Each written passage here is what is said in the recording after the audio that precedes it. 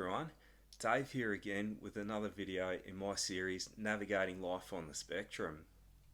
For those of you who haven't seen my welcome video, I'm an autistic man who makes content videos just sharing my experience navigating life on the spectrum and the many challenges that it brings. For those of you who have, welcome back and thank you again for your continued support. I've got a good one here for you today. Today I'll be doing a video on a question I've been asked by a neurotypical person. What does sensory overload feel like?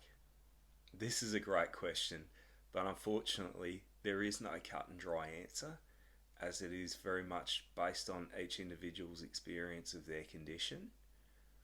And firstly, I must stress that sensory overload can be felt by people with various other conditions such as OCD, ADHD or PTSD, just to name a few. But for the purpose of this video, I'll just be describing some of the experience from an autistic person's perspective. And for those of you who don't know, sensory overload is an emotional reaction that you experience based on stimuli in your environment. It could be a loud noise that you're not expecting, such as someone yelling at you or a car horn, someone turning on a really bright light, someone coming into your personal space, which is typically within half a metre of your person, or someone touching you unexpectedly.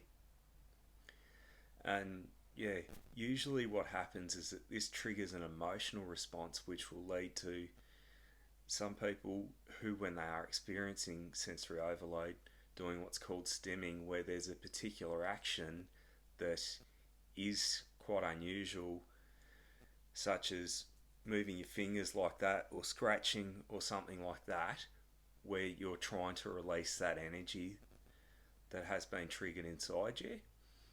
In describing this to a neurotypical person, I'd simply say, imagine someone comes up behind you unexpectedly with an air horn, puts it up to your ear and just blasts it. As you can imagine, this would be very distressing.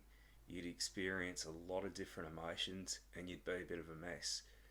Typically there, when an autistic person is experiencing sensory overload, that's what it feels like. In some other instances, it could be like someone's pointed a gun at you, because it can feel like a threat because something unexpected has happened. Thankfully, I don't actually experience sensory overload much these days as an adult, as I've learnt to adapt to the environment around me.